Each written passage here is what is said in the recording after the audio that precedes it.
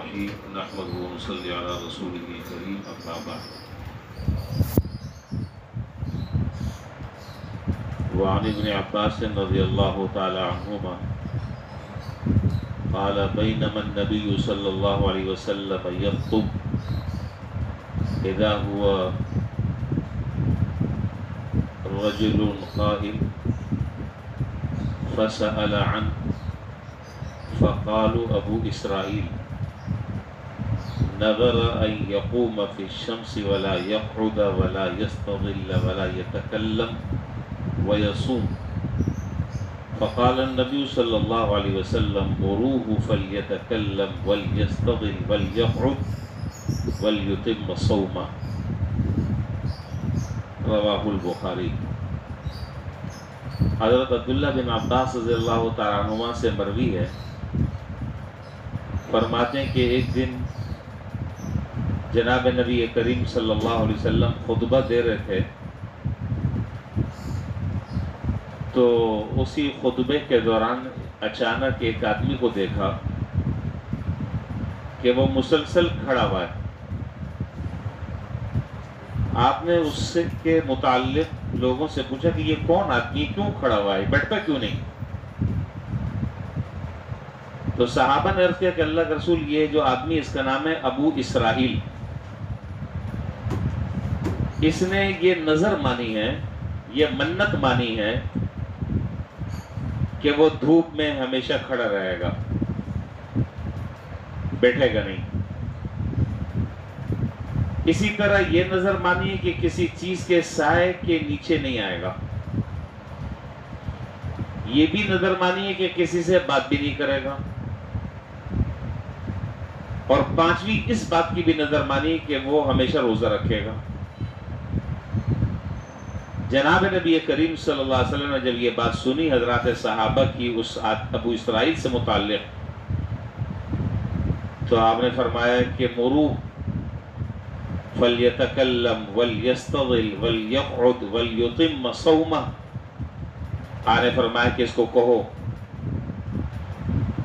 کہ بات کرے، کسی چیز کے سائے میں آ جائے اور بیٹھ جائے، اور جو نظر روزے کی مانی اس روزے کو پورا کر لے۔ اس سے پہلے جو حدیث گزری تھی شاید آپ کو یاد ہو، جس حدیث میں حضرت ابو درداء رضی اللہ تعالیٰ عنہ اور حضرت سلمان فارسی رضی اللہ تعالیٰ عنہ کے درمیان حضور صلی اللہ علیہ وسلم نے جو مواخات کا رشتہ قائم فرمایا تھا، اس حدیث میں آپ نے دیکھا اور غور کیا ہوگا کہ حضرت ابو درداء رضی اللہ تعالیٰ عنہ جو بہت زیادہ عبادت کر رہے تھے، روزے رکھ رہے تھے اور راتوں کو اٹھ کر نمازیں پڑھ رہے تھے، سوتے ہی نہیں تھے، تو حضور نے ان کی اصلاح فرمائی، فرمایا کہ نہیں، اسلام جو ہے وہ اعتدال اور میانہ روی کی تعلیم دیتا ہے، بے اعتدالی سے منع کرتا ہے۔ بہرحال یہ تو ایک روایت پہلے سے گزر گئی۔ اب یہاں پر اس روایت، یہ جو میں نے متن اور اس کا حدیث کا ترجمہ آپ کے سامنے ذکر کیا، تو اس سے متعلق چند ضروری اور اہم باتیں ہیں، اور یہ روایت اور اس سے متعلقہ جو مسائل ہیں وہ آج پہلی مرتبہ آ رہے ہیں، اس لیے اس کو اچھے طریقے سے سمجھ لینا چاہیے، پہلی مرتبہ یہ مسائل بیان ہو رہے ہیں۔ اس حدیث سے ایک تو سب سے پہلے مسئلہ جو ہے وہ نظر کا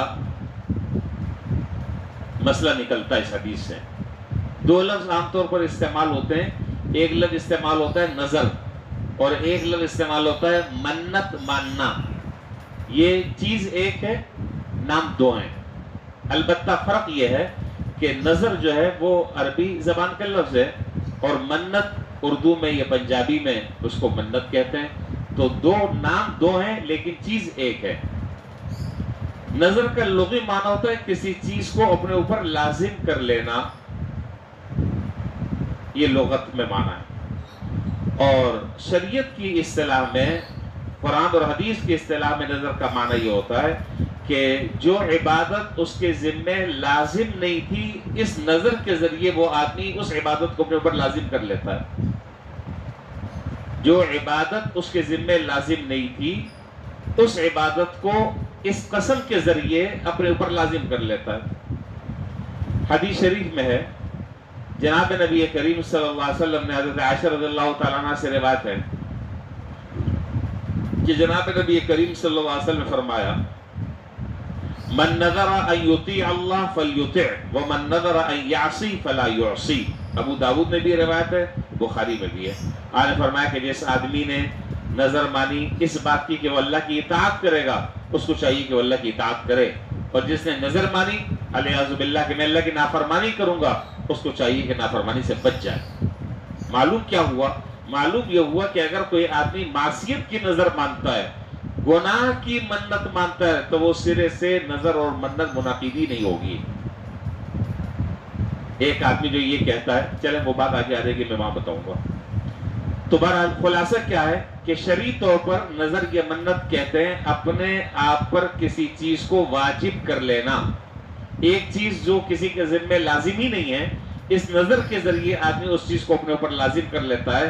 इसको नजर कहते हैं, इसको मन्नत कहते हैं। अब नजर की कई सारी किस्में। एक किस्म है नजर की जिसको कहते हैं नजर मुतलक। नजर मुतलक क्या है? मिसाल के तौर पर एक आदमी ये कहता है कि अल्लाह की कसम मैं रोजाना 20 रकात नफिल नमाज पढ़ूंगा। बात अच्छी तरह समझ लें, ये बड़े अहम मसाइल हैं और ये आमतौर पर हमारे उर्फ में और माशरे में इस तरह के मसाइल पेश आते हैं। नजर मुतलक ये है कि एक आदमी मुतलकन कसम खाता है कि मैं रोजाना अल्लाह की कसम 20 रकात नफिल नमाज पढ़ूंगा। खामखी कसम खा लिया उसने, कसम खाकर बैठ गया। ये इस तरह कसम खा रहा है कि अल्लाह के कसम मैं हर महीने 3 दिन रोजे रखूंगा। अब आप मुझे बताइए कि रोजाना, वैसे तो आदमी नफली नमाज जितनी चाहे पढ़े, शरीयत ने कोई मना नहीं किया, लेकिन एक आदमी कसम खाकर उस कसम को अपने ऊपर लाजिम कर रहा है, तो गोया कि ये आदमी एक गैर वाजिब चीज को वाजिब कर रहा है अपने ऊपर। भाई रमजान के रोजे फर्ज है ना, रमजान के अलावा तो रोजे फर्ज नहीं है। नफली रोजे जब चाहे आदमी रख ले, शरीयत ने मना नहीं किया, सवाए साल में 5 दिनों के, उसमें रोजे रखना हराम है। अब एक आदमी कसम खाकर उस रोजे को अपने ऊपर लाजिम कर रहा है कि अल्लाह की कसम मैं हर महीने 3 दिन रोजे रखूंगा।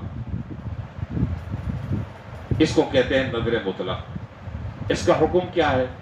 इसका हुक्म यह है कि अगर ये नजर मान ली है तो अब इस नजर को पूरा करना लाजिम, वाजिब और फर्ज नहीं करेगा, गुनाहगार होगा।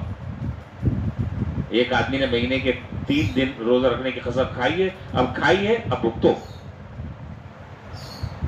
खुदा की कसम मैं रोजाना गरीबों को 1000 रुपए दूंगा। क्यों कसम खाई भाई? आपको देना तो आप 50 रुपए दे देते, कसम न खाते, चलो नागा हो जाता, कोई बात नहीं। लेकिन एक गैर लाजिम चीज को कसम के जरिए अपने ऊपर लाजिम कर रहा है। अब जब लाजिम कर रहा है तो शरीयत कहती है कि ठीक है अब भुगतो, अब करना पड़ेगा, नहीं करोगे गुनाहगार हो गया। इसको कहते हैं नजर मुतलक।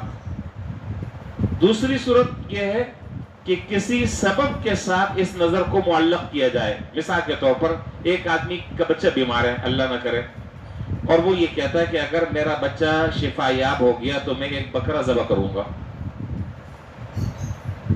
मैं सिर्फ एक मिसाल दे रहा हूँ वक्त की कमी की वजह से, और एक मिसाल को अगर आप समझ गए तो सारी मिसालों को आप उस पर मुंतबिक कर सकते हैं। मेरा बच्चा अगर सही हो गया, या मेरा फलां अदालत में मसला चल रहा है, अगर वो अदालत का फैसला मेरे हक में हो गया तो मैं एक गाय गुरबा में तकसीम करूंगा। ये सूरत पहली सूरत से ज्यादा नापसंदीदा है, लेकिन अगर काम हो गया तो नजर को पूरा करना शरअन वाजिब है, उसके बगैर काम नहीं चलेगा। क्यों नापसंदीदा है? अब दरअसल वो वजह बड़ी अहम है जो मुहद्दिसीन ने लिखी है। वजह यह है कि ये आदमी किसी अच्छे काम को करने के लिए किसी सबब के साथ उसको जोड़ रहा है। मेरा फला काम हो गया तो मैं ये करूंगा, मेरा बच्चा सेहत याब हो गया तो मैं ये काम करूंगा, मेरा अदालत में मुकदमा मेरे हक में फैसला हो गया तो मैं, इसका मतलब ये कि ये नेक काम नहीं करना चाह रहा, उस नेक काम से पहले अपने जो मफादात है उसको सामने रख रहा है और उस पर काम को मुअल्लक कर रहा है।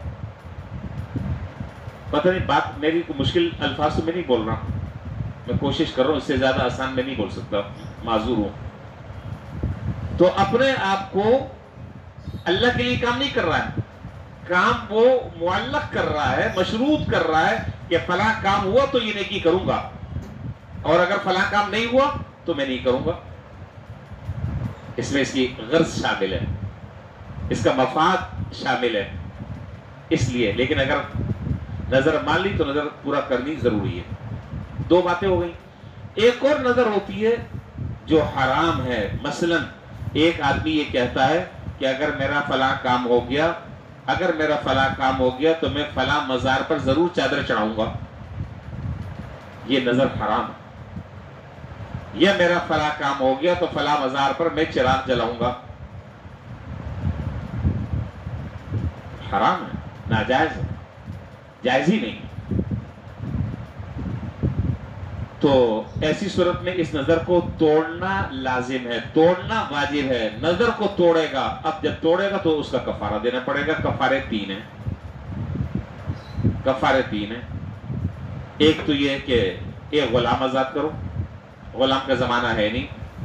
دوسرا 10 مسکینوں کو کھانا کھلاؤ، یا 10 غریبوں کو کپڑا پہناؤ۔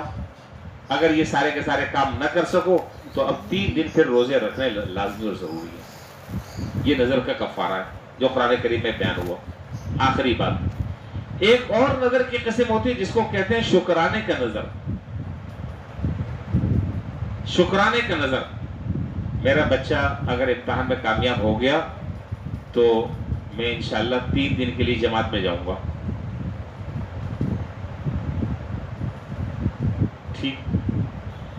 میں نے حج میں قرآن بازی میں نام ڈالا ہے، گورنمنٹ میں مثال دے رہا ہوں، گورنمنٹ کی اسکیم میں اگر میرا نام نکل آیا تو میں 3 دن روزہ رکھوں گا۔ اب اگر نام نکل آتا ہے تو 3 دن روزہ رکھنا لازم ہے۔ اس میں آدمی بطور شکر کے اللہ تعالیٰ کے سامنے عبادت کرنے کے لیے ایک وعدہ کر رہا ہے کہ یا اللہ میں آپ کی رضا کے لیے یہ میں کام کروں گا، ہو گیا اب کرنا پڑے گا۔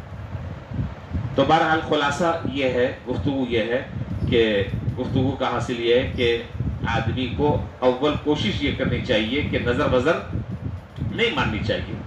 ہاں کام اگر ہو جاتا ہے تو اللہ کے لیے غریبوں کو کھانا کھلا دے، اللہ کے لیے راشن کسی گھر میں ڈلوا دے، اللہ کے لیے کسی کو صدقہ خیرات کر دے۔ بس اوقات ایسا ہوتا ہے کہ ایک آدمی نظر کے ذریعے قسم تو کھا لیتا ہے، لیکن بس اوقات آگے چل کر کنڈیشن ایسی ہو جاتی ہے کہ آدمی اس کو پورا نہیں کر سکتا، مشکل میں پھنس جائے گا، مشکل میں پھنس جائے گا۔ تو اپنے گلے کیوں مشکل ڈال رہا ہے؟ کام ہو گیا اچھی بات ہے، شکرانے کے طور پر ایک بکرا دے دو مدرسے میں، غریبوں کو کھانا کھلا دو۔ لیکن اگر نہیں ہوا پھر تنگی ہو جائے گی، اس لیے بہتر یہ کہ قسمیں وسمیں نہیں کھانی چاہیے اور سیدھے سادے طریقے سے بات کرنی چاہیے، اور اگر قسم کھا لی تو اب اس قسم کا پورا کرنا لازم اور ضروری ہے۔ اور یہ جو ابو اسرائیل کی روایت ابھی آپ نے پڑھی، کہ اس روایت میں جو ابو اسرائیل کھڑا تھا اور اس نے کہا کہ اللہ کی قسم میں نہ بیٹھوں گا، نہ میں یہ کروں گا، نہ میں وہ کروں گا، فلانا کروں گا، حضور نے فرمایا کہ اس کو کہو کہ قسم توڑ دے اپنی، سائے میں بھی بیٹھے، سائے میں بھی جائے، کھڑے ہونے کے بجائے بیٹھ بھی جائے۔ اس نے کہا میں بات نہیں کروں گا، بات بھی کرے، البتہ روزہ ہے وہ روزہ رکھ لے۔ یہ ہے حدیث کا خلاصہ اور اس کا حاصل۔ اللہ تعالیٰ ہمیں سمجھنے کی توفیق عطا فرمائے۔ وآخر دعوانا